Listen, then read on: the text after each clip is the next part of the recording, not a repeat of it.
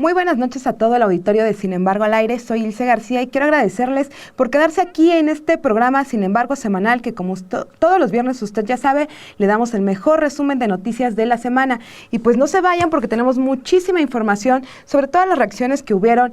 Ya sabe usted sobre la jornada electoral del pasado 5 de junio. Además de esta muy buena cobertura que hicieron Alejandro Páez Varela y Daniela Barragán desde Los Ángeles de la Cumbre de las Américas. Así que usted quédese aquí con nosotros, ya es viernes, muchas gracias por estar aquí y en un momento comenzamos.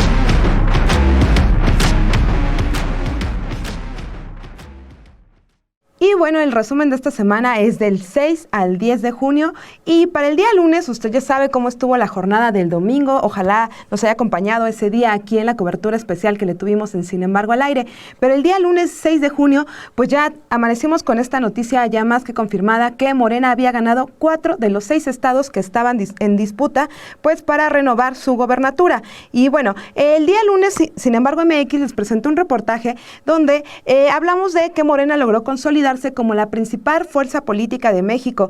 Y bueno, luego de esta jornada, Morena quedó con el poder de 20 entidades, así es, Morena va a gobernar en 20 estados del país, seguido del Partido Acción Nacional, que tiene bajo su control 5 estados. Sin más, vamos a ver este reportaje de nuestra compañera Daniela Barragán.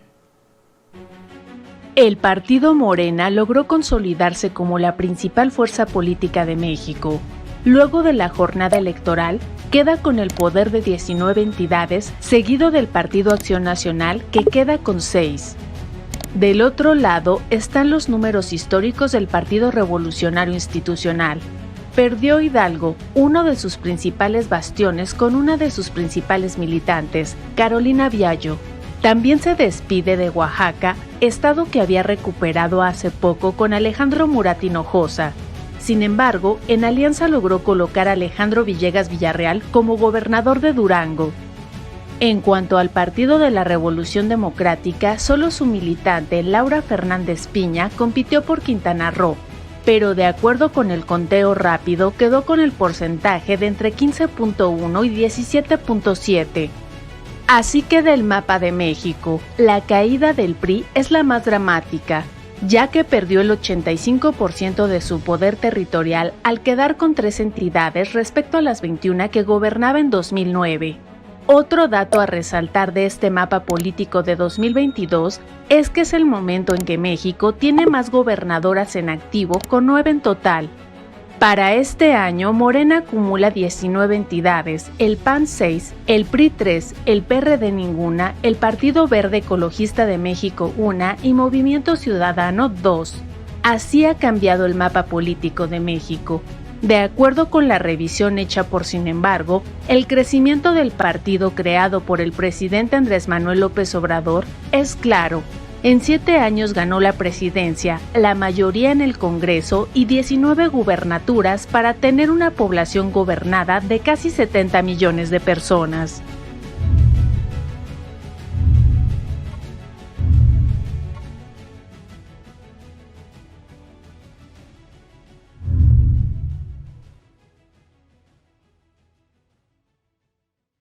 Y bueno, como parte del análisis del resultado de la jornada electoral del domingo, aquí en Sin Embargo les presentamos otro reportaje donde se detalla que Morena se convirtió en solo 4 años en el partido político más ganador en la historia reciente y cambió radicalmente el rostro político de México. Y es que no solo ganó la presidencia de la República en 2018, además la mayoría en las 2 cámaras del Congreso y 20 de los 32 estados con una población gobernada de más de 70 millones de mexicanos. Y bueno, Morena, recuerda usted, fue creado en 2012 por Andrés Manuel López Obrador, el actual presidente del país, y fue creada como una asociación civil y solo obtuvo registro como partido para las elecciones federales en 2015, a partir de cuya fecha ha ido en ascenso en todas las elecciones, sobre todo desde 2018, hasta convertirse ahora en la primera fuerza política del país. Antes de las elecciones de 2018, Morena no tenía ni una sola gubernatura, pero en 4 años ganó 20, la mayoría de ellas en 2018. Ese año ganó la Ciudad de México, Veracruz, Tabasco, Chiapas y Morelos. En 2019 triunfó en Baja California y Puebla. En 2021 conquistó 11 gobiernos estatales y este domingo otras 4 gobiernos. Y bueno, en contraste, antes de 2018, los partidos de la coalición Va por México, ya sabe ustedes, PRI, PAN y PRD, gobernaban los 32 estados del país, pero a partir del domingo los 3 partidos se quedaron solo con 8, una cuarta parte. Y por su parte, Movimiento Ciudadano, que obtuvo un lejano tercer lugar en las elecciones del domingo, gobierna Jalisco y Nuevo León, mientras que el Partido Verde Ecologista de México tiene la gubernatura de San Luis Potosí. Y bueno, finalmente, en población gobernada, vamos a ver cuánto es lo que va a gobernar ahora Morena. Morena pasa de 58.461.000 en 16 estados que tenía, ahora va a gobernar 70.5 millones en las 20 entidades que ahora gobernará, incluyendo Tamaulipas con 3.527.000 mexicanos, Oaxaca con más de 3.527.000, Hidalgo con más de 3.082.000 y Quintana Roo con 1.857.000. Y bueno, hasta el domingo, el PAN gobernaba 8 estados con 23.242.000 habitantes, pero con la derrota en Tamaulipas y Quintana Roo, solo le quedarán 17.858.000 en los estados de Guanajuato, Querétaro, Yucatán, Chihuahua, Aguascalientes y Durango. Y el PRI, que perdió los 3 estados en los que gobernaba, perdóneme usted, el PRI gobernaba a 3.082.000 personas en Hidalgo y 4.132.000 en Oaxaca, un total de 7.200.000, por lo que ahora se quedará únicamente con 27.354.000 personas, pues que estarán gobernadas, ya sabe usted, le quedan aún el Estado de México y Coahuila, que el año que viene pues van a elecciones. Y finalmente, pues estos son los números un poco de cómo cambia el panorama en todo el país, cuántos mexicanos estarán gobernados por qué partidos, y pues este fue parte del análisis que le presentamos el día lunes en Sin embargo MX. También el día lunes le presentamos otro reportaje de otro de los grandes perdedores en esta elección del domingo pasado, y este fue el Partido de la Revolución Democrática, que ya sabe está gobernado por Jesús Zambrano Grijalva, quien ha insistido una y otra vez en que el sol azteca no se apagará, sino que tiene vida para rato. Sin embargo, lo cierto es que a cada proceso electoral esta fuerza política fundada hace 33 años pues se va desdibujando aún más. Luego del proceso electoral del domingo, su presencia en más estados comienza a apagarse. Vamos a ver este reportaje con información de Obed Rosas. Jesús Zambrano Grijalva, dirigente nacional del Partido de la Revolución Democrática, ha insistido una y otra vez en que el sol azteca no se apagará, sino que tiene una vida para rato. Lo cierto es que a cada proceso electoral, esta fuerza política fundada hace 33 años se desdibuja. Para 2021, por ejemplo, había tenido una votación menor al 3% en 15 entidades, perdiendo su derecho a recibir prerrogativas estatales, y luego del proceso electoral de este domingo se perfila a perder su presencia en más estados. Los datos proporcionados por los programas de resultados electorales preliminares de las 6 entidades que renovaron sus gubernaturas este 5 de junio muestran que en Hidalgo obtuvo 2.5199% de la votación. En Durango, en donde acompañó ayer el dirigente nacional priista Alejandro Moreno Cárdenas, 2.7689%. En Quintana Roo, donde la abanderada Laura Fernández Piña provino de sus filas, registra 2.9292%, y en Tamaulipas 1.4732%.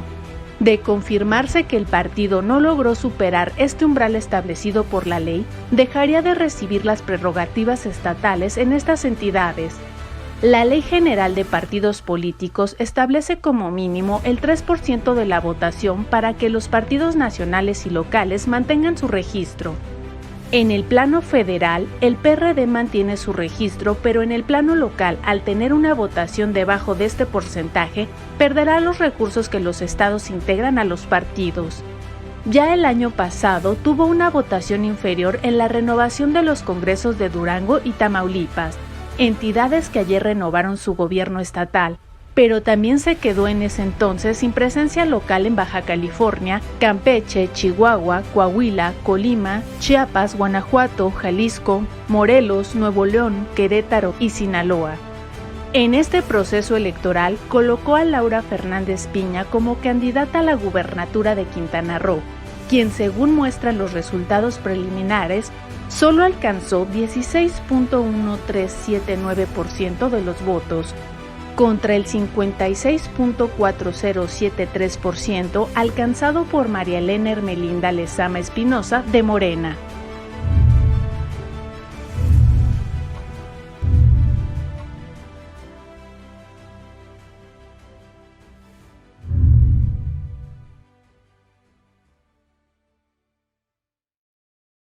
Y bueno, por supuesto, el tema de las elecciones fue tocado el día lunes en la conferencia matutina del presidente Andrés Manuel López Obrador, quien aconsejó pues a la oposición que haga una revisión de su estrategia. Pues tras sus resultados del domingo, el presidente consideró que el clasismo y el racismo de la oposición los ha perjudicado mucho. Vamos a escuchar lo que dijo el presidente el día lunes. 15 millones. Así está. Los que van a gobernar.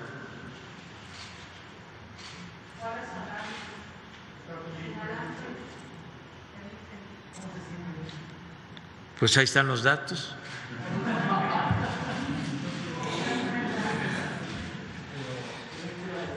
Que el pueblo es mucha pieza.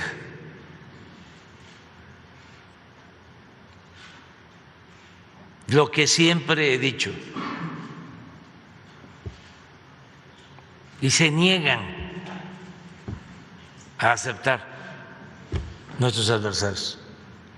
Yo ya no debería de estarles dando consejos, o tendría yo que poner un letrero que toda consulta causa honorario.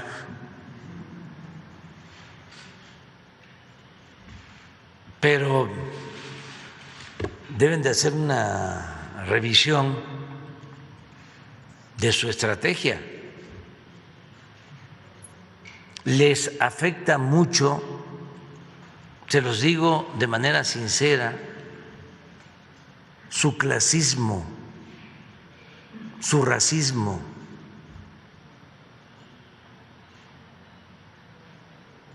Es que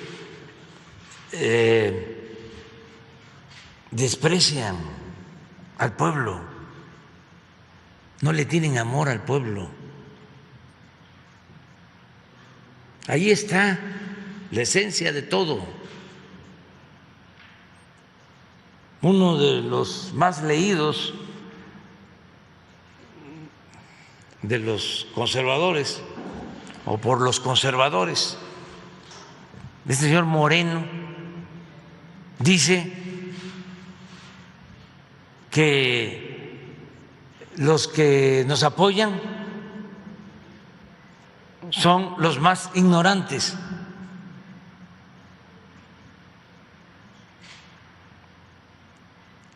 La interpretación es, si ganan, es porque tienen el voto de los más pobres, de los más ignorantes.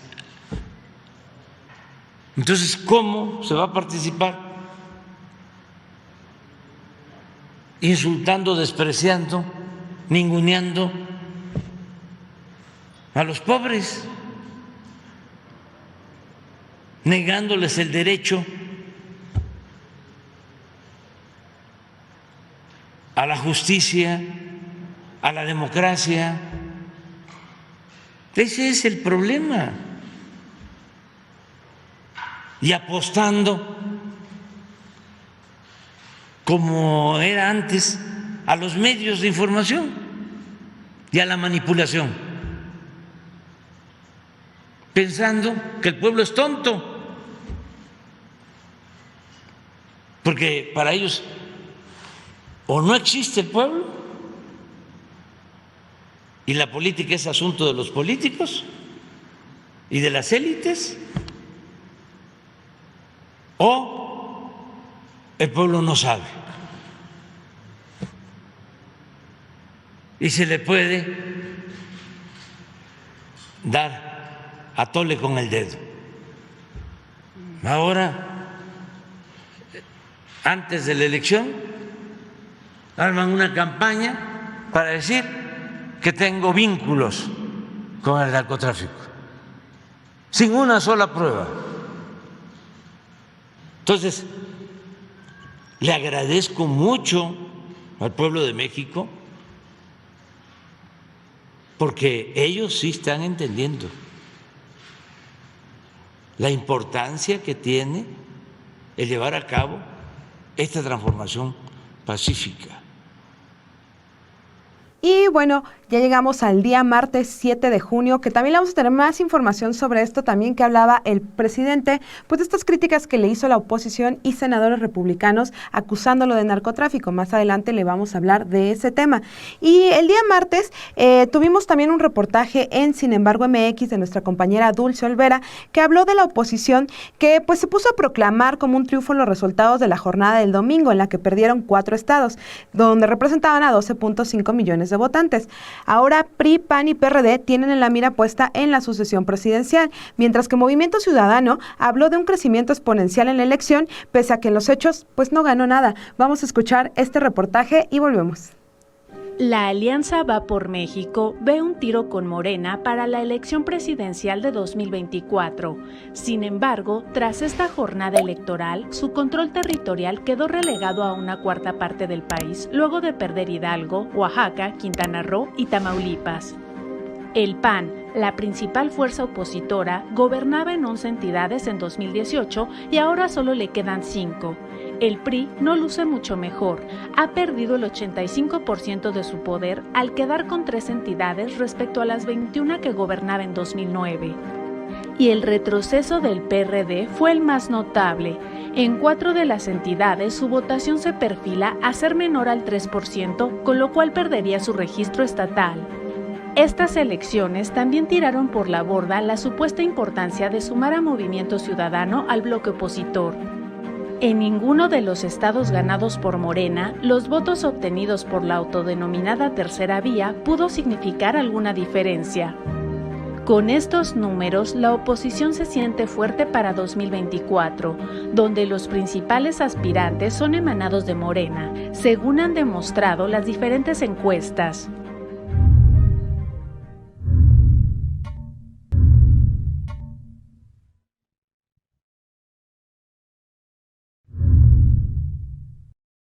Y bueno, el día martes el presidente siguió aconsejando a la oposición, pues después de esta derrota que registraron el domingo.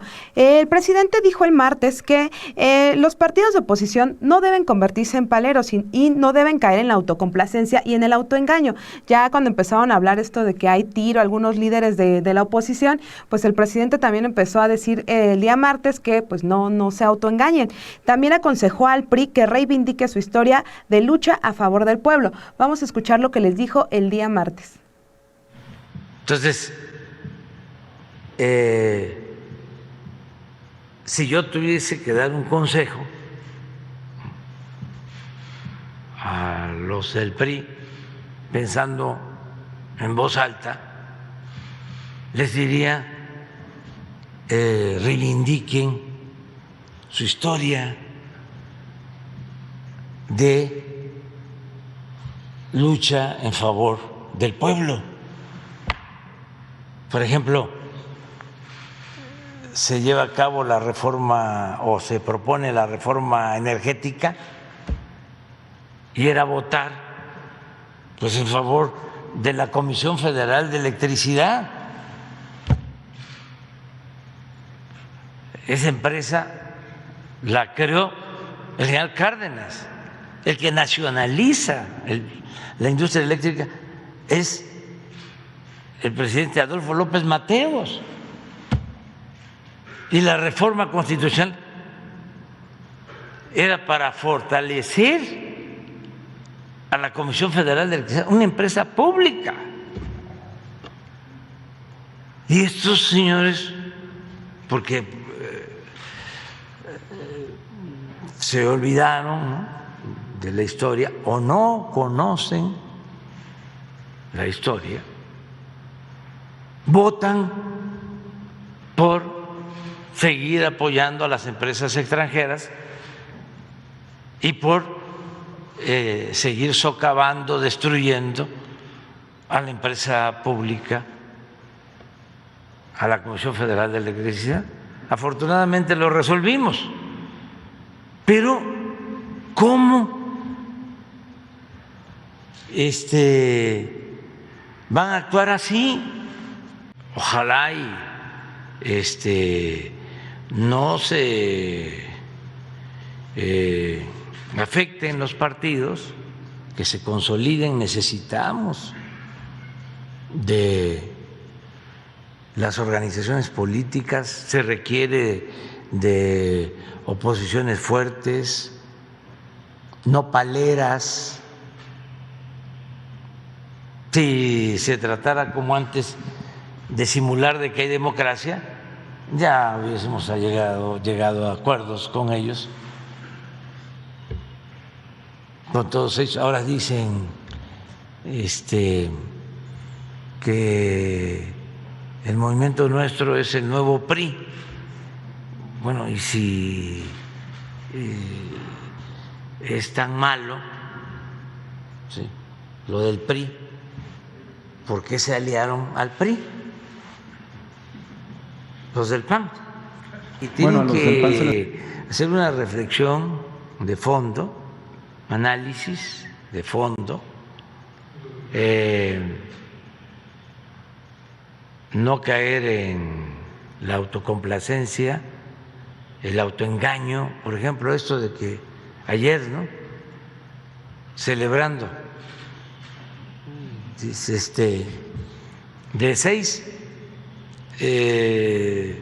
perdimos 2, pero ganamos 2, pero ellos decían que nos iban a ganar las 6, o sea, nos fue bien. De veras, o sea, leía otro más inteligente o más famoso, diciendo sí, se perdieron no sé cuántas gobernaturas, pero no fue aniquilante. No, pues nosotros queremos triunfar, o pienso que en la democracia, ¿sí?, primero no vernos como enemigos, sino como adversarios, y como adversarios a vencer, no como enemigos a destruir. Y bueno, también esta semana le tuvimos la cobertura desde la Cumbre de las Américas allá en Los Ángeles por parte de Daniela Barragán y Alejandro Páez Varela. Y el día martes nos presentaron un reportaje donde detallaron que pues la cumbre se convirtió en una kermés de buenas voluntades, donde ministros y presidentes se ven la cara sin verse a los ojos. La Cumbre de las Américas pues cumplió esta semana con la encomienda tibia para la que fue creada. Tampoco se le podía pedir más al anfitrión, el presidente de Estados Unidos, Joe Biden. Y pues América Latina pagará con más pobreza, según la CEPAL, por una guerra que tiene ocupada y aparentemente encantado a Estados Unidos, mientras que pues no fue uno de los temas que se tocaron en esta cumbre. Vamos a ver este primer reporte que nos enviaron el día martes Daniela Barragán y Alejandro Páez Varela, donde nos hablaron pues justo de los grandes temas que iban a quedar fuera de esta cumbre, a la que usted ya sabe, no asistió el presidente Andrés Manuel López Obrador, y como él bien lo dijo en la semana también, México asistió una delegación, pero bajo protesta. Vamos a escuchar este reportaje y volvemos. Hola amigos y amigas de Sin Embargo, los saluda Daniela Barragán. Estamos aquí en Los Ángeles, California, pues en este inicio de la cobertura que le vamos a llevar de la Cumbre de las Américas, un evento que pues hasta hace algunos años era un tanto irrelevante, solamente protocolario, pero que hace unas semanas tomó relevancia importante en México, luego de que el presidente López Obrador pusiera un tema crucial sobre la mesa, al decir que cómo va a haber una Cumbre de las Américas en todos los países de América. Ese llamado a Joe Biden de que invitara a todos los países, incluidos los que tienen conflicto como Cuba, Nicaragua y Venezuela, pues al final de cuentas no dio efecto, no dio resultado, porque pues el presidente terminó por anunciar que no venía y en su representación mejor mandó al canciller Marcelo Ebrard. Estamos a unas horas de que dé inicio esta Cumbre de las Américas, pues sí, con la agenda de Estados Unidos, al final de cuentas, la agenda de pues el cambio climático, esto que ha manejado durante muchos años, pero pues que causa un poco de dudas sobre por qué solamente es esa agenda de la crisis climática y no la agenda de la crisis económica de que vivimos ahorita todos los países de América Latina. Incluso también Estados Unidos es parte de ese efecto del coronavirus, de la guerra en Ucrania. Todos los países de la región, su crecimiento pues ha venido hacia menos. Entonces, pues la agenda de la crisis, vamos a ver si en los siguientes días en los que se desarrolla esta Cumbre de las Américas tendrá un efecto real o si simplemente se quedarán en esa agenda que le gusta tocar a Estados Unidos. Aquí en Sin Embargo le vamos a llevar una cobertura de esta cumbre, le vamos a llevar entrevistas, reacciones y muchísimo más.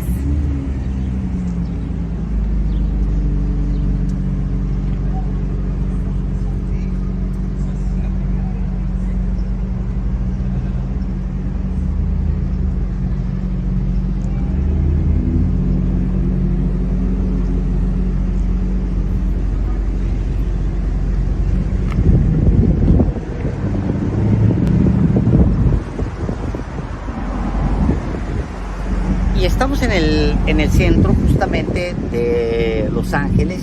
Ustedes podrán ver aquí rascacielos, vehículos que están pasando ahora mismo, último modelo, lo mismo un Porsche que un Rolls Royce en una zona que tiene un ingreso per cápita altísimo, incluso para ser primer mundo.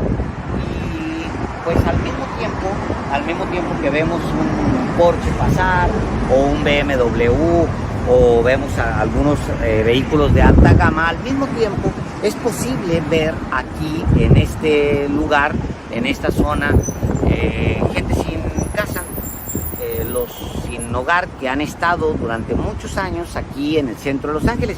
No es una cosa de hoy, sino de muchas décadas atrás que han estado los sin casa. Pues aquí en las banquetas haciendo sus necesidades muchas veces aquí, y tiene pues el olor de eso, que es el olor del abandono, el olor de la miseria. Y también es como una especie de radiografía, es como una especie de fotografía de lo que son las Américas, curiosamente, los rascacielos y los indigentes, y pues esa desigualdad que está profunda en todas las regiones de América Latina y igual de América del Norte, como lo podemos ver aquí mismo. Lo que va a suceder en los siguientes días es algo ya pues muy previsible. Lo que intentaba el presidente Andrés Manuel López Obrador era agregar a la agenda de la Cumbre de las Américas algo que no fuera más de lo mismo. Pues sí, se hablará de cambio climático, pero no se va a hablar de la desigualdad.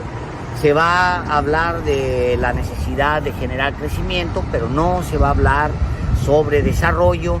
Se va posiblemente a hablar sobre el empleo, pero nunca se va a tratar la urgente necesidad que tenemos los pueblos del sur de generar condiciones para que la gente pueda abandonar ya de una vez por todas el empleo que les ofrece el crimen organizado e incorporarse a la vida civil, a la vida productiva de las naciones. En fin, es muy contrastante lo que se puede ver aquí en esta ciudad y en esta zona de la ciudad, porque como les decía, conviven lo mismo la gente sin hogar con los autos último modelo, y al mismo tiempo va a ser todavía más contrastante cuando empiecen a llegar los mandatarios. Es cosa de horas, ya algunos ya han aparecido en grandes limusinas negras, pero va a ser todavía más contrastante cuando empiecen a llegar los mandatarios. En fin, estamos aquí y pues bueno, les queremos mostrar esto, que es el póster de la Cumbre de los Pueblos. La Cumbre de los Pueblos es siempre una cumbre que se da en paralelo a la cumbre de los mandatarios, es decir, junto con la gran reunión de los presidentes y de los primeros ministros. Lo que se da es esta cumbre de los pueblos, que es una reunión entre sindicatos, organizaciones de base, como se les llama, músicos, gente, activistas, gente que protesta, y es una reunión paralela donde se revisa la agenda que debería ser la verdaderamente importante, que es la que quería el presidente López Obrador agregar y que no será posible porque, pues bueno, se va a tratar pues lo de siempre, que el cambio climático, que los arbolitos, no sé qué, y pues el tema de la pobreza y la desigualdad de América Latina se quedará sin tocar. Eso es, amigos, les vamos a estar pues transmitiendo hasta donde podamos desde aquí, desde el centro de Los Ángeles, Daniela Barragán y su servidor Alejandro Páez Varela. Y pues atentos, gracias por estar aquí, gracias.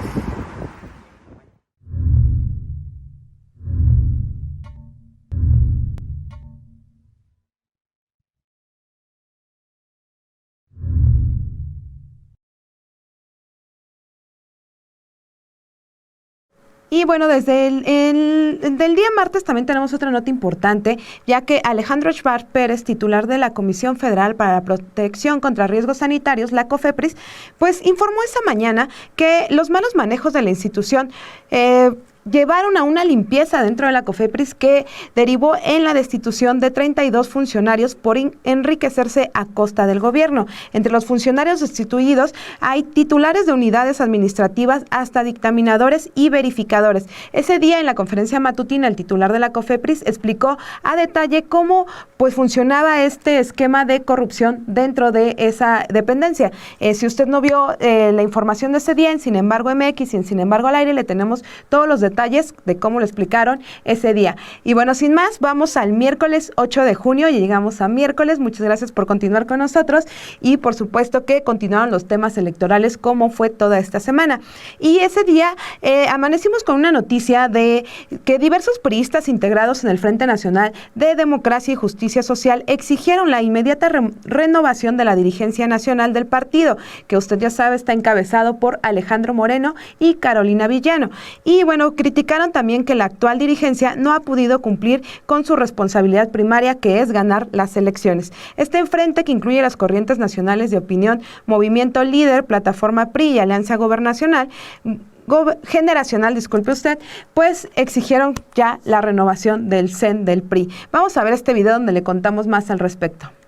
Luego de la derrota del Partido Revolucionario Institucional en la elección del pasado domingo, el Frente Nacional Democracia y Justicia Social exigió la renovación inmediata del Comité Ejecutivo Nacional, que encabezan Alejandro Moreno Cárdenas y Carolina Viallo por haber sumido al partido en una profunda crisis.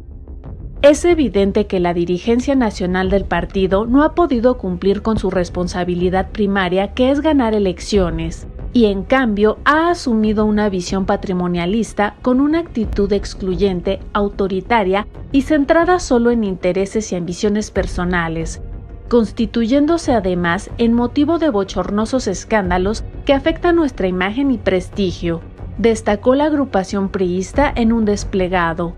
Las agrupaciones Movimiento Líder de José Encarnación Alfaro, la Plataforma PRI de Fernando Lerdo de Tejada y la Alianza Generacional de José Ramón Martel, agrupadas en el Frente Nacional, convocaron a los dirigentes históricos, líderes actuales y excandidatos a que se sumen para definir el nuevo rumbo del partido y evitar que siga dominando por intereses particulares. El Frente Nacional reconoce que el PRI se encuentra en una profunda crisis y como prueba son los fracasos electorales de 2021 y 2022, en las que solo se ganó una de las 20 gubernaturas que se eligieron y se perdieron 10 estados que ya gobernaban. Por ello, propusieron 3 cosas. 1. La renovación inmediata de la dirigencia nacional. 2. Que se revise la integración del Consejo Político Nacional y de los consejos estatales a fin de elegir de forma incluyente los órganos de gobierno del PRI. 3. Se convoque a una Asamblea Nacional Extraordinaria para actualizar estructuras, renovar estrategias y elaborar un proyecto alternativo de nación. Un PRI débil no conviene a nadie, no conviene a la democracia mexicana y a la pluralidad política, no conviene a la Alianza Va por México, no conviene al país, detallaron.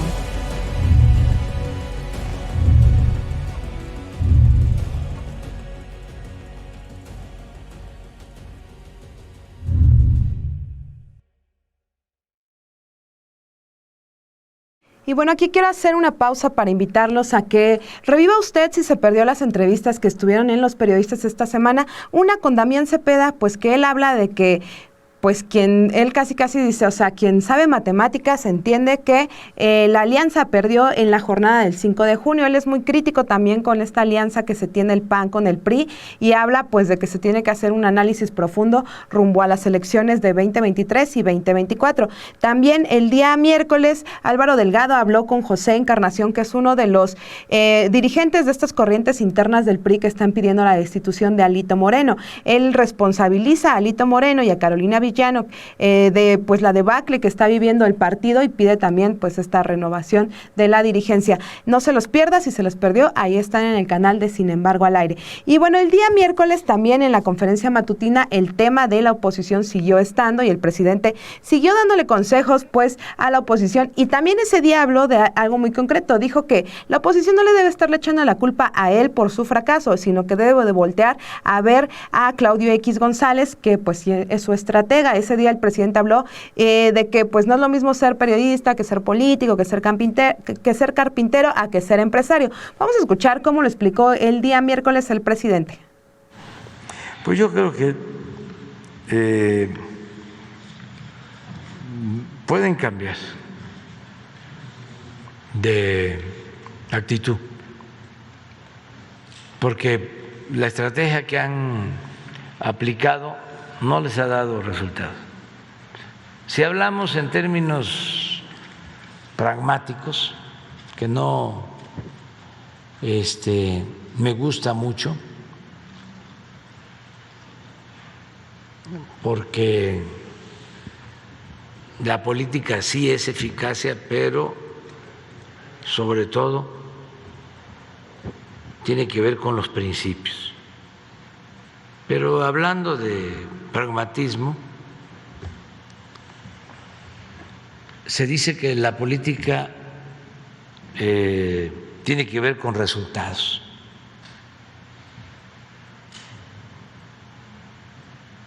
Entonces ellos, por muy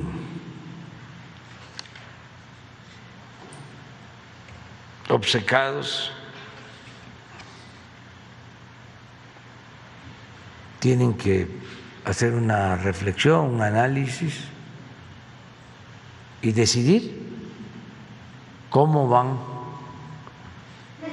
a continuar. No cualquiera es político, como no cualquiera es carpintero. Si nosotros no podemos hacer esto, no vamos a poder, nos va a quedar chueco.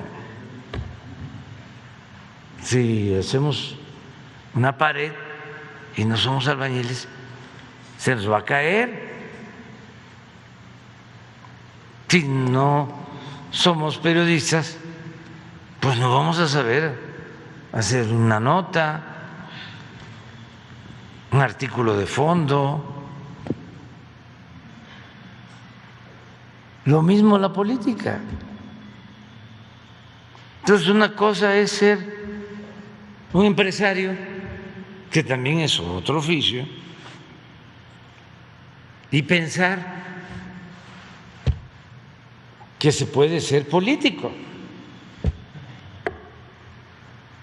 Imagínense si el estratega, y yo ni lo debería de decir, pero bueno, una recomendación, un consejo, no se le debe negar a nadie. Bueno, pues eso fue lo que dijo el presidente el día miércoles sobre la oposición, sobre Claudio X González, y por supuesto que el tema siguió en los siguientes días en la conferencia matutina. Pero en la conferencia del día miércoles el presidente también habló de otro tema, y ese día pues hizo referencia a los senadores estadounidenses Ted Cruz, Marco Rubio y Robert Menéndez, quienes han hecho diversas acusaciones en contra del presidente mexicano. Por ejemplo, Ted Cruz y Marco Rubio han afirmado y se han subido a esta ola que ha empezado a hacer la oposición mexicana, pues que el presidente mexicano ha entregado el país al cárteles del narcotráfico. Eso fue lo que dijeron estos senadores, que usted ya sabe, pues varios opositores también han empezado a usar ese discurso acá en México. Y esa mañana el presidente les exigió que, pues a esas acusaciones presenten pruebas. Vamos a escuchar lo que dijo el día miércoles. Pues yo no sé, es que no los identifico bien, pero hay uno... senador por Florida. Republicano. Ah, sí, pero no solo es ese. Entonces son tres. Es este señor Rubio, que pertenece al Partido Republicano. Así es, ¿verdad? Sí. Y Ted Cruz también al Partido Republicano. También. Bueno, el Ted Cruz igual, pero todavía Ted Cruz le añadió, o sea, que no solo protejo dictaduras, sino que permití al narcotráfico que dominara en un amplio territorio de México. Yo le digo al señor Ted Cruz, a Marco Rubio, pero también al otro, a los dos, que presenten pruebas, porque yo sí tengo pruebas de que el señor Ted Cruz, senador de Texas, de origen hispano,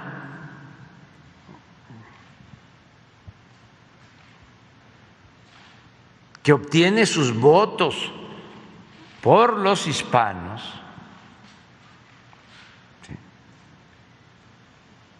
yo lo emplazo a que presente las pruebas de lo que está diciendo, porque yo sí tengo pruebas de que a él le han dado dinero los que están a favor de la fabricación de armas en Estados Unidos y de que no haya ninguna prohibición para la venta de armas. Yo tengo las pruebas. El año pasado creo que le dieron como $120,000. La fundación esta llamada Rifle, la Asociación Nacional del Rifle. Pero estos son republicanos, todos. También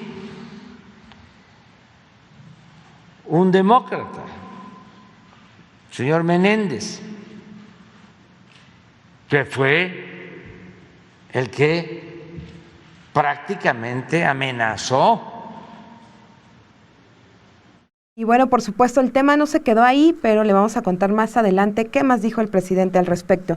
El día miércoles hubo otra noticia también muy importante, y es que el líder de la iglesia La Luz del Mundo, Naasón García, usted lo conoce, que fue detenido en Estados Unidos, pues ya fue sentenciado a 16 años y 8 meses en una prisión de California por abusar sexualmente de 3 niñas. Naasón Joaquín García fue sentenciado en la Corte Superior de Los Ángeles después de declararse culpable de 3 delitos graves en la la víspera de su juicio. Y bueno, Joaquín García, quien es considerado el apóstol de Jesucristo por sus 5 millones de seguidores a nivel mundial, había luchado enérgicamente contra los cargos hasta que sorpresivamente se declaró culpable la semana pasada. Y bueno, los fiscales dijeron que Joaquín García se aprovechó de su influencia espiritual para tener relaciones sexuales con varias feligresas. El lunes habría iniciado su juicio por 19 cargos, entre los que se incluía violación infantil. El juez Ronald Cohen calificó a Joaquín Nazón García como un depredador sexual. El juez manifestó: nunca deja de asombrarme lo que las personas hacen en nombre de la religión y la cantidad de vidas que son arruinadas con la excusa de ser un supremo. Cohen denegó las peticiones de las víctimas de imponer una sentencia más larga y aseguró que el acuerdo de culpabilidad le impedía hacerlo. Pues por fin llega esta sentencia, pero también un caso que indigna porque pues evitó, él enfrentaba 19 cargos. Imagínese usted cuántos años pudo haber alcanzado esa sentencia si no hubiera llegado a este acuerdo pues este señor. Pero bueno, ahí está ese tema también bastante importante al cual le hemos dado seguimiento aquí en Sin embargo al aire. Y bueno, también el día miércoles tuvimos otro reporte desde Los Ángeles de Daniela Barragán y Alejandro Páez Varela. El día miércoles pues estuvo bastante interesante porque ellos tuvieron 2 entrevistas y una de ellas fue entrevista y no, porque intentaron sostener un diálogo con el secretario general junto de la OEA, Néstor Méndez, quien al escuchar la primera pregunta pues simplemente se paró y se retiró de la conversación. Vamos a escuchar este reporte donde Alejandro Páez y Daniela Barragán nos hablan de cómo fue ese momento y pues qué eran las preguntas que el secretario adjunto de la OEA no quiso responder. Vamos a verlo y volvemos. Nos da muchísimo gusto saludarlos desde la Cumbre de las Américas. Agradecemos que se encuentren aquí en Los Periodistas para este primer reporte. Dentro de un par de horas, Daniela, se inaugura la Cumbre de las Américas. Está llegando el presidente de Estados Unidos, Joe Biden. Hay una seguridad importante en los espacios, digamos, controlados por el servicio secreto para los efectos de la cumbre. Y hace un momento fue extraordinario conversar 4 segundos, digamos, con el secretario adjunto de la Organización de los Estados Americanos que preside Almagro, pero estábamos con el segundo a bordo, con Néstor Méndez, un personaje que asiste, digamos, al secretario al secretario general cuando él no está. Y le planteamos algunas de las preguntas que previamente nos pidieron.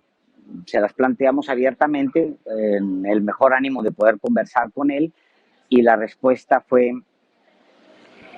pues no, no aceptó los temas, aunque, o sea, para explicarles un poquito más de esto que ocurre, pues bueno, los representantes de los medios de comunicación venimos no solamente a escuchar las conferencias que hay en los foros, sino también a solicitar entrevistas con los funcionarios que vienen para pues ahondar en temas específicos. Claro está, pues ya los de las mesas de trabajo, pues esos ya se abordan ahí. En las entrevistas se abordan temas muy específicos. Entonces, pues nosotros, aunque no es lo que mejor se estila de mandar un cuestionario ya preparado previo a una entrevista, pues decidimos hacerlo por un asunto de protocolo y de cumplir con ciertas reglas de aquí de la cumbre. Mandamos 4 preguntas porque pues solamente contábamos con 10 minutos para platicar con el doctor Néstor Méndez, y los temas que planteamos pues no eran los oficiales, sino dijimos pues vamos a hablar de temas que incumben a México, que incumben a América Latina y que incumben a la OEA. Entonces preparamos 4 preguntas en ese sentido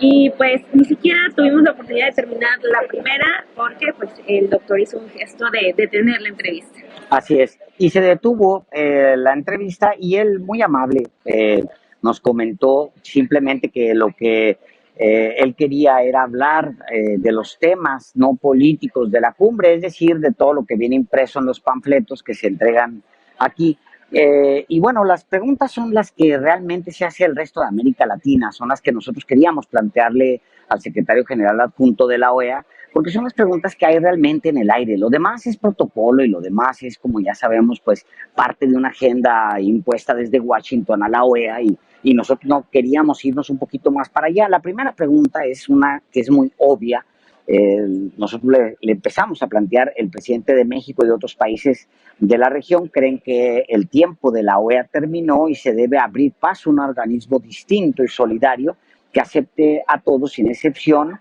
¿Y qué es lo que él respondía al respecto? En ese momento escuchó la pregunta, se hizo una seña a su staff, se paró el secretario general adjunto de la OEA y muy amable nos contó que él prefería no responder, sino hablar de los temas planteados en los panfletos de la OEA. De hecho, pues sus palabras fueron que no quería él empañar el tema de los jóvenes, de los innovadores, del el trabajo del activismo de los jóvenes frente al calentamiento global, porque eso era lo importante y que pues no quería él meter estos problemas políticos de la región. Esa es la pregunta que no alcanzamos a terminar de hacerle. La segunda, pues yo creo que ya le iba a causar un poquito más de incomodidad porque era América Latina está caminando a la izquierda y cada vez son menos en los países afines a la OEA. ¿Qué ve en el futuro para la organización? Está pensando en si había como una especie de reflexión dentro del organismo sobre pues un problema evidente en toda la región, Alejandro. Así es claro que no hay un mecanismo siquiera de reflexión y que no se está reflexionando el planteamiento que hacen de manera legítima muchos de los miembros de la OEA con respecto a la legitimidad de un organismo que hace apenas un par de años había advertido un presunto fraude electoral o bien él hablaba de un golpe de Estado, autogolpe de Estado de Evo Morales. ¿Usted sabe en qué derivó todo eso? El señor Almagro hablaba de un autogolpe de Estado, se confrontó al resto de las naciones y pues bueno, terminó en un real golpe de Estado militar, como sabemos, en contra de un presidente legítimo, electo democráticamente como el presidente Morales, Evo Morales. Bueno, pues no existe ese mecanismo de reflexión, Daniela. Y solamente iba a añadir que en ese capítulo de Evo Morales, México termina con un papel relevante porque es el que lo rescata. Así es, en una aventura que usted conoce muy bien, le llamamos aventura, pero en realidad fue algo riesgoso. México y el secretario de Relaciones Exteriores de México va por él, lo rescata básicamente en un periplo que lo lleva a distintas naciones en un avión oficial de México y pues lo narra el mismo Evo Morales, dice, pues fue un momento muy peligroso para mi carrera. Por eso era importante esta segunda pregunta, decirle, América Latina realmente está caminando hacia la izquierda. ¿Qué es lo que piensa usted de que México, América Latina camine hacia la izquierda y que cada vez rechaza en mayores volúmenes, como miembros asociados, a la Organización de Estados Americanos? Exacto, y pues justo la tercera pregunta, como les decíamos, solo preparamos 4 porque el tiempo era muy acotado, pues ya entrando al caso concreto de México, yéndonos de lo general a lo particular, porque le decíamos, en México existe un reclamo de que el secretario Almagro tiene constantes reuniones con opositores y por otro lado muy poco vínculo formal con el gobierno de López Obrador. Esto lo planteamos porque pues son muchísimas las fotografías que tiene esta señora Almagro con Alejandro Moreno, con Marco Cortés, de hecho hasta ya es... con Silvano Aureoles, imagínate. Y ahora es prófugo de la justicia, bueno, no sabemos dónde está. Hasta se hace el chiste de, pues, ya van a ir a acusar a López Obrador con los de la OEA, ¿no? Entonces, en ese sentido iba esta tercera pregunta. Así es. Pues bueno, y la cuarta pregunta que pretendíamos hacerle al secretario general adjunto, a Néstor Méndez, que por cierto es de un país vecino, vecino de México, hacia el sur de México, de Belice, y pues bueno, la pregunta es, la Cumbre de las Américas se plantea como un espacio para resolver problemas comunes, pero muchos gobiernos no están aquí porque la nación hegemónica, es decir, Estados Unidos, no lo permite.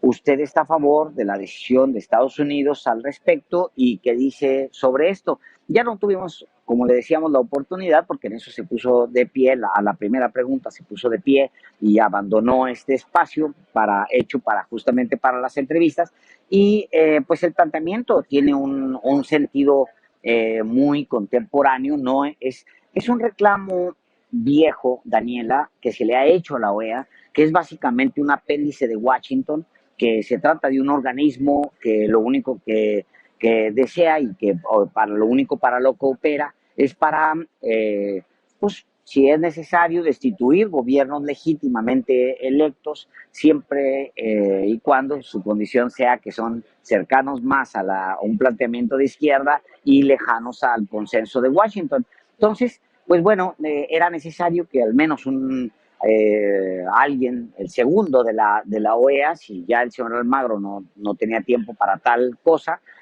lo planteara, lo dijera, explicara a América Latina por qué es que esta organización se ha convertido, desde hace muchos años, muchas décadas, se convirtió en un organismo palero de Washington, en vez de ser realmente un organismo gestor para una región que requiere de desarrollo, de trabajar con respecto a la pobreza, de combatir la desigualdad, y donde Washington tendría muchas cosas que hacer, pero pues claro, en medio hay este tipo de organismos paleros entre la necesidad y el país que puede ayudar, y el resultado pues es ese. Es más fácil pararse de una silla al final y no responder que, pues bueno, que responder que entrarle al tema directamente. Así es. Y creo que este episodio termina por confirmar lo que Sin embargo al aire le hemos llevado de esta cobertura de la Cumbre de las Américas, de que hay una actitud muy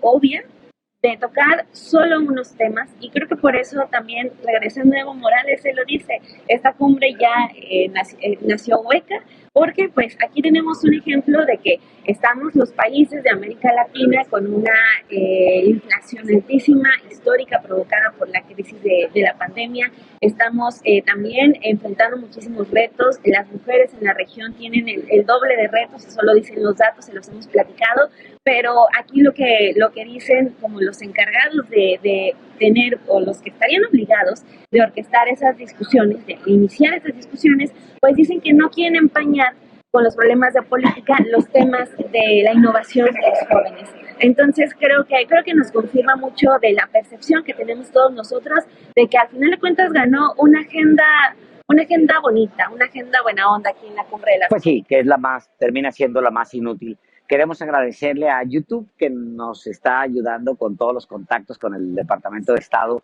para realizar nuestro trabajo. Muchísimas gracias al equipo también de Little Dots, que son los que prepararon todo el espacio para estas entrevistas. Y pues bueno, le vamos a seguir llevando a ustedes las no entrevistas cuando sucedan, y las entrevistas cuando se den. Muchísimas gracias.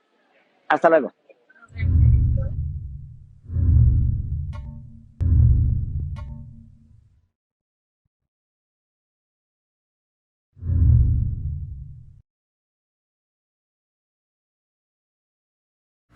Y bueno, el día miércoles, Dani Barragán y Alejandro Páez sí pudieron entrevistar al embajador de Estados Unidos en México, Ken Salazar, pues con quien conversaron sobre la relación de México y Estados Unidos, sobre la ausencia del presidente allá en la cumbre y otros temas. Vamos a escuchar esta entrevista.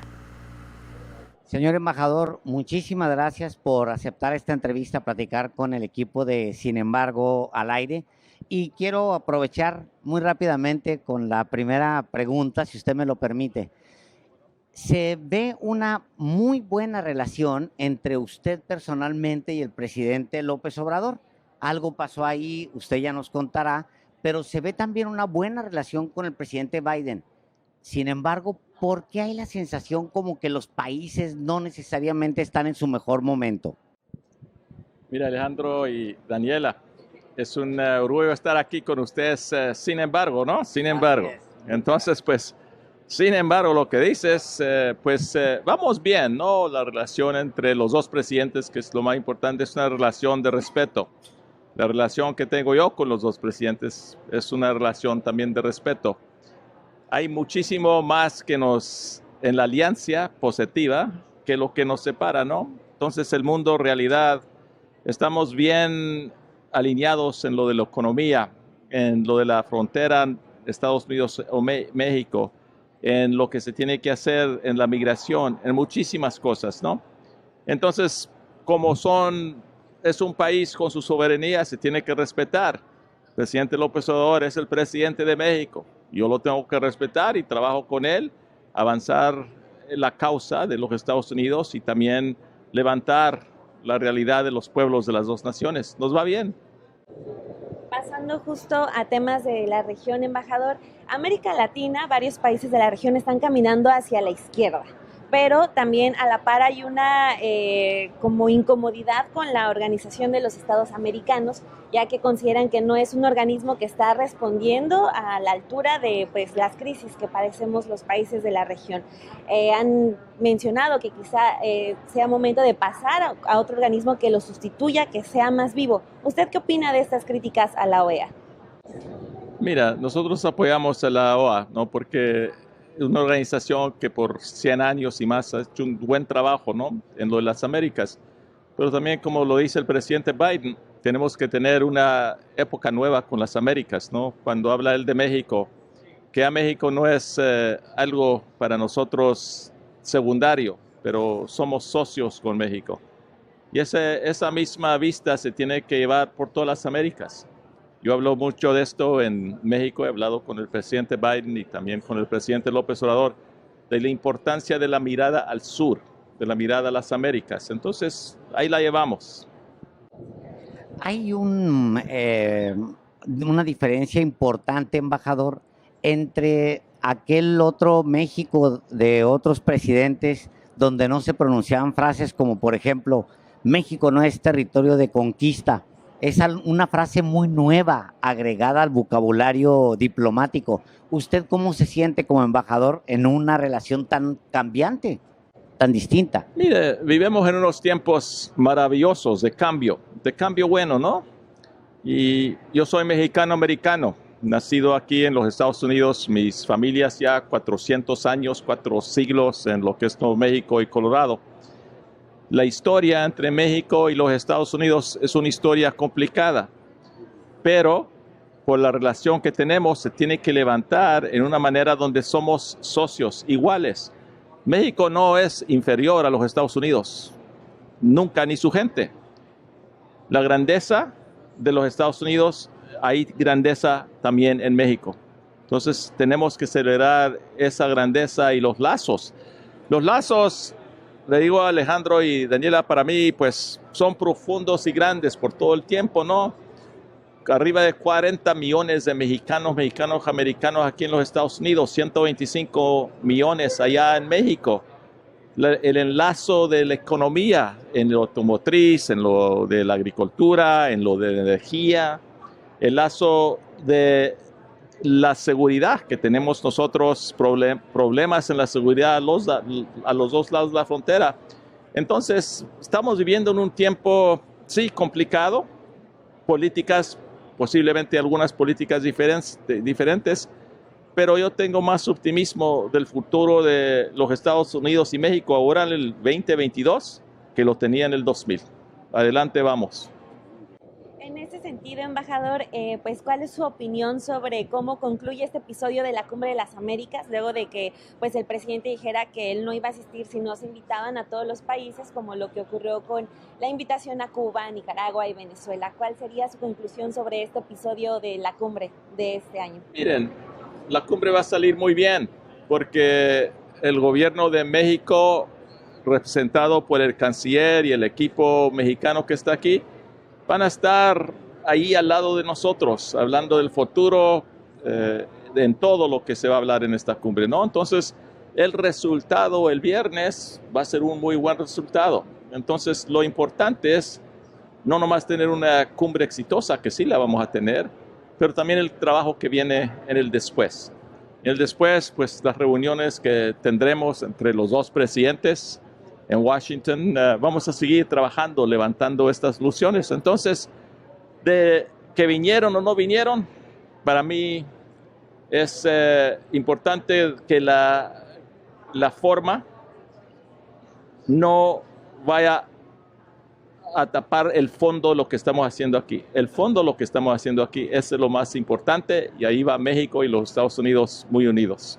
Una última pregunta, embajador. El presidente mexicano ha sido señalado por Ted Cruz como que dejó al narcotráfico crecer. ¿Usted qué opina de eso? Mira, estamos trabajando bajo el entendimiento del Bicentenario. Por la primera vez los Estados Unidos y México, a ver qué se puede hacer para que el pueblo pueda vivir sin miedo en los Estados Unidos y en México. Conocemos, por ejemplo, que las armas que se manufacturan aquí en los Estados Unidos están haciendo mucha violencia en México. Entonces, es problemática, sí, de las dos naciones, pero también una solución entre las dos naciones. Y por eso, abajo el entendimiento que tenemos de la seguridad, en lo del tráfico de personas, en lo de las drogas y fentanil, en lo de las armas, en el lavado de dinero, en todo eso lo estamos trabajando muy bien con México. Pues muchísimas gracias, embajador. Gracias por haber estado aquí con nosotros en Sin Embargo. Gracias. Sin embargo, gracias a ustedes. Gracias.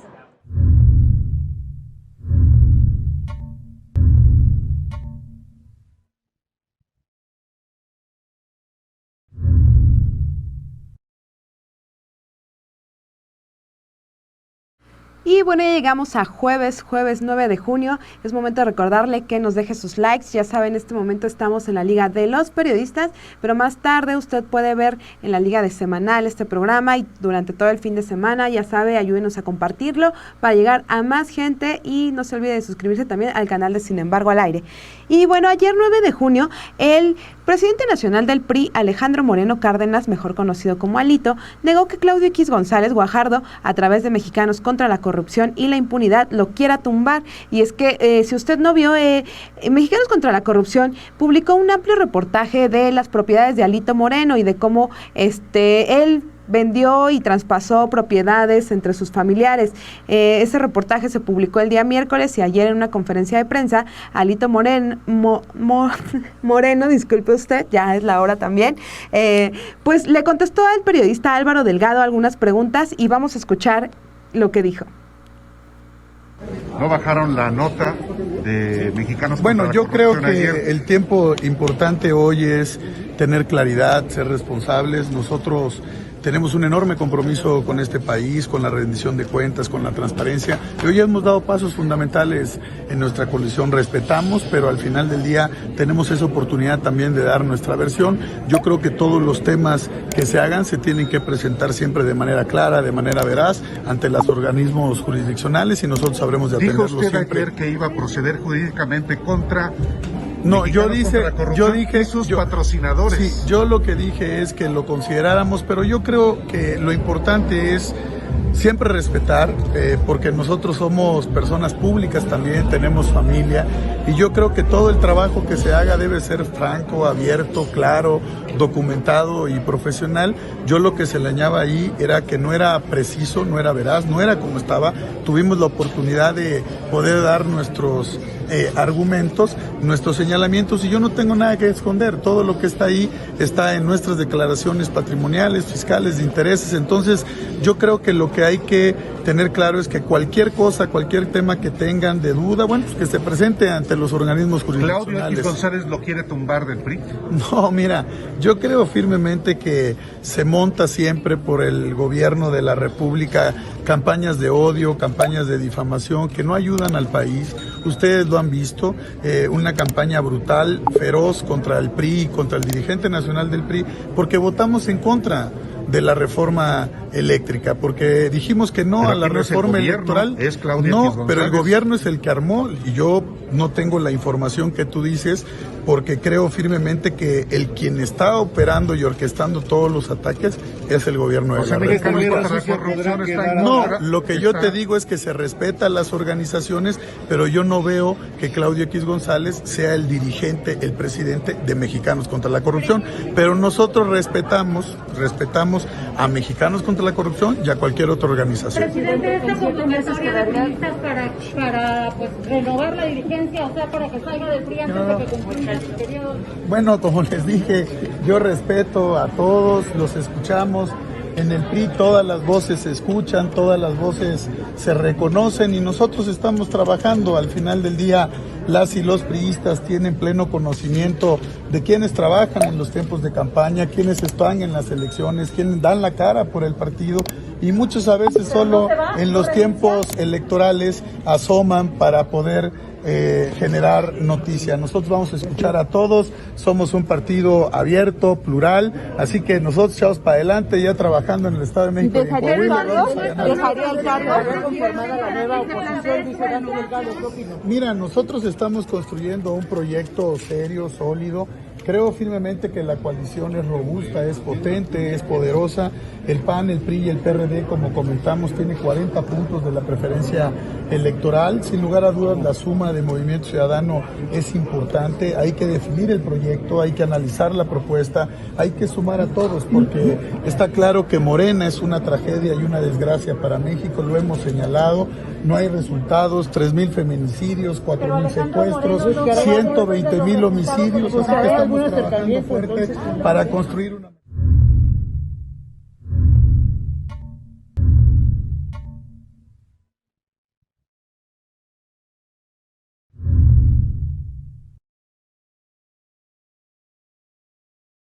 Y bueno, ayer el presidente también habló al respecto de pues ese reportaje de Mexicanos contra la Corrupción sobre Alito Moreno y haciendo referencia a esta frase que han retomado algunos líderes de la oposición de que hay tiro para 2024, pues el presidente dijo que sí hay tiro, pero pues más bien entre ellos.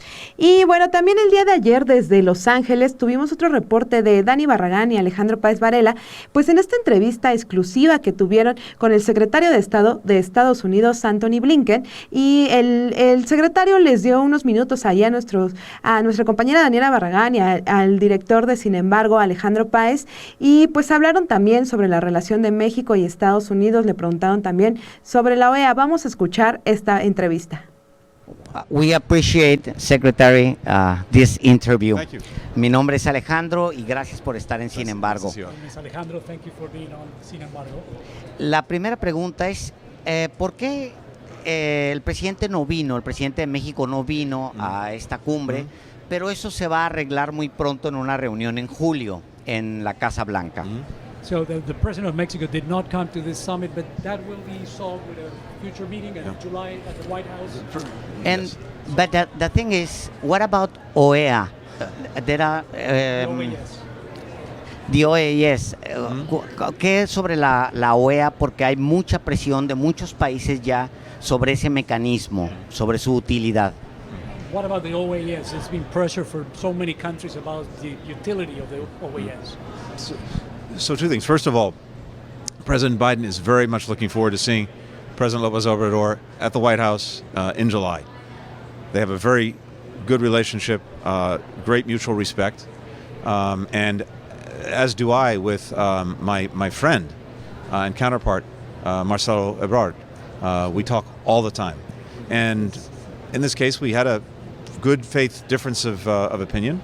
That's fine. I'm very happy that Marcelo is here, leading the Mexican delegation, and Mexican civil society, and so many others, business leaders, all here at the summit. So Mexico is very strongly represented, and that's good. When it comes to the OAS, listen, this is an organization that we, the United States, supports, and its mission, among other things, is to try to uphold the principles that are enshrined in the Democratic Charter of our hemisphere, a charter that really was launched at a summit of the Americas in 2001 and should be a common document for all of us to be held accountable to. And the OAS works to do that. Sometimes that creates some friction, but it's important that we be held accountable to our democratic principles.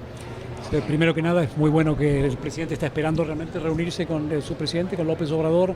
Tienen una muy buena relación. El presidente Biden tiene mucho respeto por el presidente López Obrador.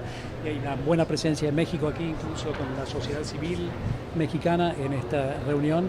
Y en cuanto a la OEA, sí hay diferencias, pero la OEA está basada en una carta democrática que todos queremos que los países respeten y sigan. Así que bueno, con sus diferencias y con sus problemas también.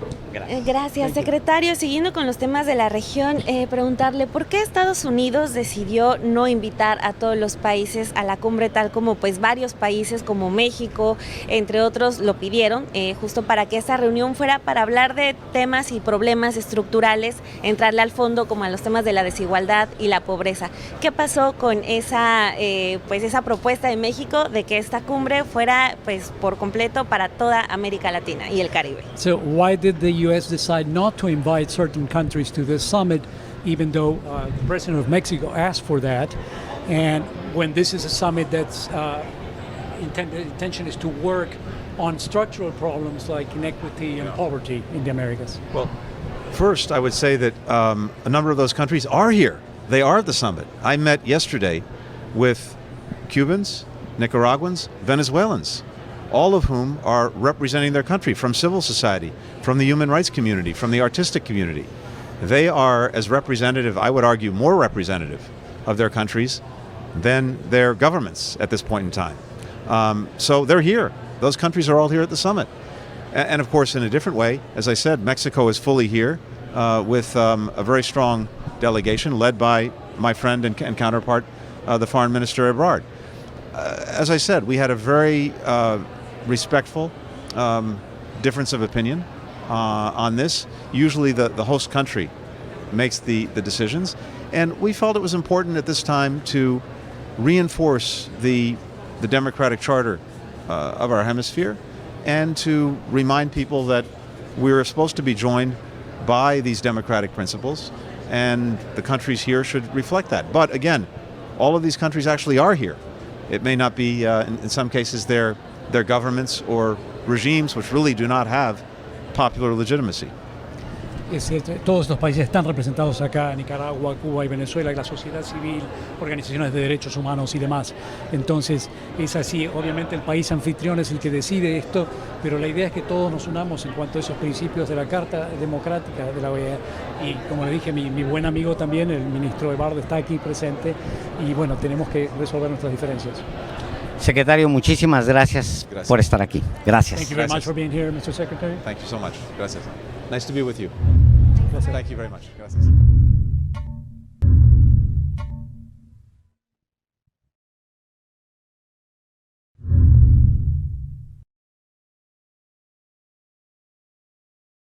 Y bueno, ya llegamos al día de hoy, viernes 10 de junio, en este resumen semanal. Muchas gracias por continuar con nosotros. Y bueno, esta mañana el presidente Andrés Manuel López Obrador habló de este anuncio que hicieron la Alianza Va por México de que sus legisladores pues ya no van a dejar pasar más reformas constitucionales. Y el presidente dijo que pues no es nada nuevo, dijo, han estado bloqueando muchas cosas, habló de las cosas que también ya se pasaron, las cosas fundamentales que dijo él, reformas constitucionales que ya se aprobaron, y también dijo, en algún momento empezó a hablar de la alianza, de la oposición, y agregó, yo creo que Claudio X simpatiza con nosotros porque es un buen promotor. Vamos a escuchar en el marco de qué dijo esta frase y volvemos. Es muy importante el seguir mejorando el sistema democrático porque México es de los países más atrasados en el mundo en materia democrática. Somos de los primeros lugares en fraudes electorales, pero estos no quieren, mostrando pues que no tienen vocación democrática. Y lo otro es el que la Guardia Nacional, que es una institución que ya cuenta con 110,000 elementos, en su mejor momento la Policía Federal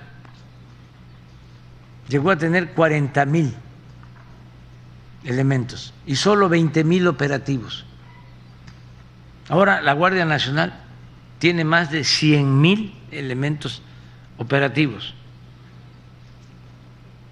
como 250 cuarteles. ¿Cómo llegaba la Policía Federal a una región, a un rentan hoteles, estado, tenía que acampar o en los hoteles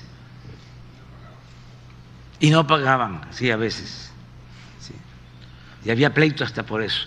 Presidente. ¿Sí? Entonces ya todo ha cambiado. Ahora no quieren que continúe la Guardia Nacional así, porque quieren seguir con los enjuagues, con el contubernio entre autoridades y delincuencia.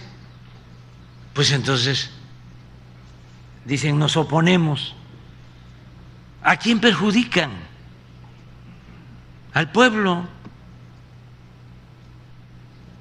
Y esa actuación retrógrada pues les afecta a ellos también, política, electoralmente. Yo creo que Claudio simpatiza con nosotros porque es un buen promotor. Y bueno, ya para finalizar este resumen de esta semana, vamos a ir con este último reportaje que nos enviaron Dani Barragán y Alejandro Páez Varela desde la Cumbre de las Américas, un balance de lo que sucedió allá, pues hoy cierran las actividades y pues los dejamos con este video. Les agradezco mucho haberme acompañado esta noche de viernes 10 de junio. Los invito a que si se perdió algún video, alguna entrevista, algún análisis de los periodistas de Café y Noticias, pues vaya al canal de Sin Embargo al Aire, ahí va a encontrar todos los videos que tuvimos esta semana, también de los reportajes de Sin Embargo MX. Manténgase muy bien informado todo el fin de semana en Sin Embargo MX, y si no vio usted este resumen en vivo, ya sabe usted que tendrá la liga en Sin Embargo al Aire para que lo vea cualquier día del fin de semana. Compártalo, déjenos sus likes, por supuesto, si no se ha suscrito al canal de Sin Embargo al Aire, hágalo ahora, y pues no se pierda ningún detalle de lo que hemos estado subiendo y lo que vamos a seguir subiendo en el canal. Les agradezco mucho a Keora Ponte, a Perla Velázquez, que nos ayudan, a Ana Méndez y Luis Mata, que nos ayudan con la producción de este programa, y no se pierdan toda la programación la siguiente semana, los periodistas Café y Noticias y Sin Embargo Semanal, ya sabe usted. Les deseo un excelente fin de semana, muy buen fin de semana, descanse mucho y nos vemos el próximo viernes. ¿Qué tal, amigos? Muchísimas gracias por estar en Sin Embargo al Aire, aquí reportando desde Los Ángeles, California, en la Cumbre de las Américas. Y pues bueno, ha sido una cumbre con claroscuros, con blancos y negros, tanto para el gobierno de Estados Unidos como para la OEA, que son los que organizan este encuentro de todos los países. Hay 4 naciones que decidieron no estar deliberadamente, encabezadas por México, pero además hay otras 3 que no fueran invitadas. Entonces, pues sí, hay muchas naciones que no se encuentran en esta, que es la primera cumbre de las Américas en suelo estadounidense desde los años 90. Entonces, imaginarán ustedes, sí hay delegaciones, digamos, de países, como decía en una conversación que tuvimos Daniela Barragán y su servidor con el secretario de Estado Antony Blinken, sí hay representaciones de los países que no fueron invitados. Esa es la argumentación que él da. Antony Blinken lo que dice es, pues bueno, no están los gobiernos, pero está sociedad civil, están grupos opositores, etcétera. Con eso se sienten ellos bastante contentos y pues bueno, pues esa es la razón por la que de alguna manera es una cumbre pues con claroscuros, Daniel. Exacto, Alejandro, pues ya en las últimas actividades oficiales que se tienen programadas para esta Cumbre de las Américas, pues en la percepción de esto que mencionabas ya es pues algo generalizado. De hecho, ayer sobresalió que el presidente de Estados Unidos, en lugar de estar saludando a los presidentes de otros países, pues estuvo saludando cancilleres, como el caso del canciller Marcelo Ebrard. El caso de México no fue el único. Entonces, pues eso, claro que resalta para la mayoría de los asistentes. Su equipo está como insistiendo en esta idea de que para nada es una derrota o algo que vaya a afectar al gobierno de Joe Biden, pero al menos en las imágenes, pues sí hay un efecto de este llamado de México, porque pues sí lo fue, el llamado de México a exigir que se invitara a todos los países de la región. En las entrevistas que tuvimos ayer, usted lo puede notar en las conversaciones que ya están en el canal de YouTube de Sin embargo al aire, pues esta intención de los funcionarios de decir no pasó absolutamente nada. Incluso Antony Blinken también menciona, aquí estuvo mi amigo Marcelo Ebrard, no pasó nada, estamos muy contentos de que lo dice en la entrevista con nosotros, Daniel. Exactamente, o sea, se refiere a él en 2 ocasiones como mi amigo Marcelo Ebrard. Entonces esa es como la intención, la manera en cómo Estados Unidos está intentando salvar la parte de México de esta cumbre de las Américas. Claro, también el otro aliciente, digamos, lo que les permite también a ellos hablar sobre, pues sí, una relación no quebrantada con México, es que el presidente Andrés Manuel López Obrador se reunirá allá en la Casa Blanca con el presidente de Estados Unidos, y pues eso es tan pronto como en julio, así que pues eso les permite a ellos decir, bueno, sí, no estuvo, él mandó su mensaje y está bien. Dice Antony Blinken, nosotros pues sí pensamos distinto que el presidente López Obrador, nos dice a Daniela Barragán y a un servidor cuando platicamos, pero eso no está mal, eso está bien, eso es lo que dice Blinken, es decir, pues se siente de alguna manera que aún en esa diferencia ellos tratan de rescatar la relación con México. Y pues bueno, lo que sí es que al menos en lo que nosotros hemos visto, la delegación mexicana debe estar muy ocupada en temas de oficina, porque no ha hecho nada de prensa ni nada. Nosotros le pedimos desde semanas antes de venir para acá, notificamos a la Secretaría de Relaciones Exteriores que quisiéramos o queríamos una entrevista con el secretario Ebrard. No tuvimos una respuesta en ningún sentido. Y en el caso de Tatiana Cloutier lo mismo, fue muy extraño, porque en contra de toda la ortodoxia, ni siquiera aquí en Estados Unidos piden que les mande uno las preguntas, y aquí Tatiana Cloutier pidió preguntas. No solo mismo, para ella, sino también para su subsecretario. Para un subsecretario, es muy raro. Tampoco es que haya mucha presencia de Tatiana Cloutier acá, era como, pues bueno, a lo mejor anda muy ocupada o algo. En fin, pero está bien, esas cosas pasan. Detalles, sí. Sí, hay que mencionar. Lo interesante es que el embajador se dio tiempo para el embajador de Estados Unidos en México, se dio tiempo para una conversación en este mismo espacio. También se dio el tiempo el secretario de Estado de Estados Unidos para conversar con nosotros dos, y fue muy importante, digamos, la conversación quedó registrada. Ayer, el día de ayer, el mismo Antony Blinken compartía una imagen donde aparecíamos nosotros dos en la conversación esa que tuvo con Sin embargo. Es interesante, está muy bien, sí fue muy contrastante con la actitud del equipo mexicano, pero yo creo que pues sí, a lo mejor nosotros estamos muy vistos para ellos como para perder tiempo acá con nosotros. Pero bueno, ya pasando a los temas puntuales, va cerrando la cumbre. Daniela, ¿cuál es tu impresión de lo que ha pasado aquí? Pues fue la cumbre que se hizo en medio del naufragio, yo creo que sí es la palabra, porque pues lo que pasó ayer, por ejemplo, con el representante de la OEA, que también es un video que usted puede encontrar ya en el canal de YouTube de Sin embargo, pues también es una muestra de lo cuidado que estuvo este evento, tan cuidado que no funcionó del todo, ¿no? Como les decíamos hace un momento, pues estuvo el presidente Joe Biden con algunos cancilleres, con algunos presidentes, pues un tanto más cómodos, ¿no? Como el de Colombia, como el de Brasil, ya tiene también programados esos encuentros. Entonces, pues a final de cuentas, eso es lo que le queda a Biden, una cena también con Kamala Harris para hablar de energías limpias, un brunch de la primera dama con otras primeras damas. Entonces, Entonces, al final de cuentas resultó ser un evento que no estuvo a la altura de problemas como el que hemos estado comentando, toda la crisis que deja la pandemia de COVID-19, pero también el otro que es el de la migración, que aunque estaba en la agenda inicial, pues se habla solamente de reforzar la seguridad en las fronteras, se habla solamente de que se va a apoyar a los países, pero mientras ya tenemos al parecer una caravana de miles de migrantes caminando intentando llegar a Estados Unidos. Entonces es la cumbre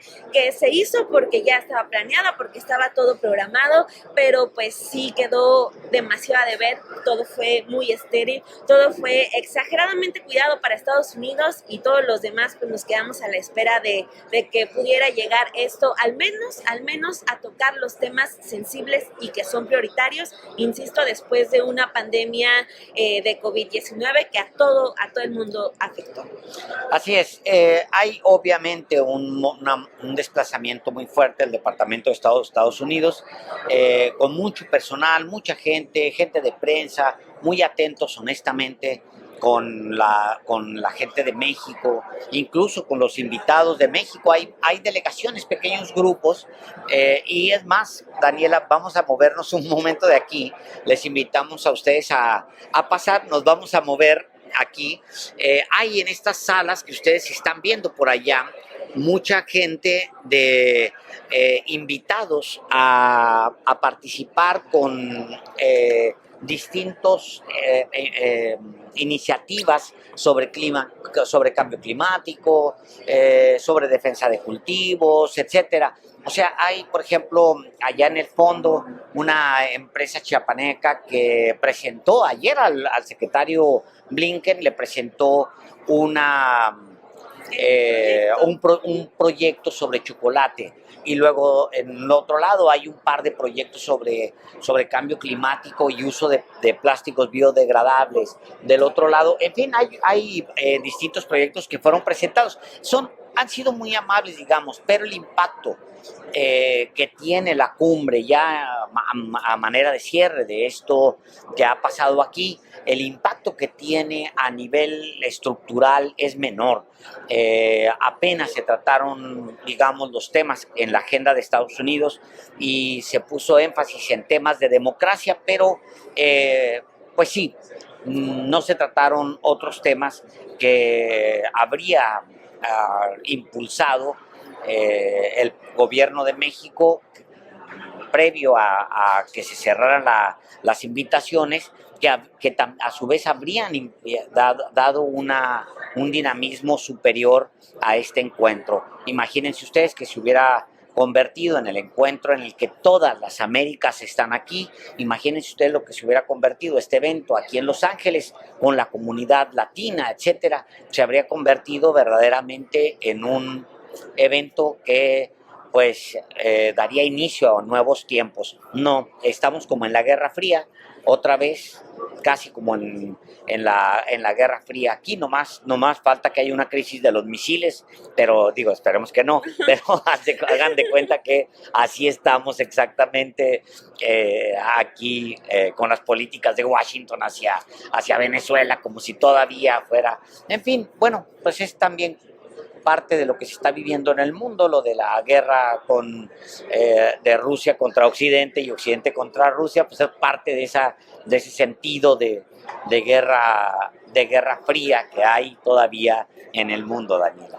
Pues sí, yo cerraría, Alejandro, con esto que mencionabas ahorita. Es la primera vez, por ejemplo, que yo estoy acá en Los Ángeles y pues sí es impresionante de entrada la cantidad de latinos que hay en este pequeño espacio en el que hemos podido estar en las calles. O sea, entonces, después de conocer eso por primera vez, esto es como mi percepción, el haberme imaginado una cumbre de las Américas en los que se hablara de temas que nos interesan a todos hubiera sido el doble de simbólico en un espacio como lo es Los Ángeles, porque de verdad es increíble la cantidad de mexicanos, de nicaragüenses, de hondureños que hay en este territorio. Así es. bueno, ya por último queremos agradecerle a toda la gente que nos hemos encontrado en las calles. Ayer protestando, fuimos a una protesta afuera del auditorio donde se está desarrollando la Cumbre de las Américas. Nos encontramos con muchos paisanos y con pues gente que ve los periodistas, que ve Café y Noticias. Les mandamos un abrazo muy grande, de verdad, por pues todo lo que significan para nosotros. Un abrazo grande a la comunidad en Los Ángeles, la comunidad que ve Sin Embargo al aire, de verdad, muchísimas gracias. Los abrazamos, los saludamos, ahí nos quedamos platicando, menos tiempo el que quisiéramos, siempre se agota rápido el tiempo, pero lo hicimos con mucho gusto. A esos que estaban allá afuera en las manifestaciones, en la cumbre, afuera de la sede de la Cumbre de las Américas, les mandamos un abrazo muy grande y muy pronto, como les dije ahí en persona,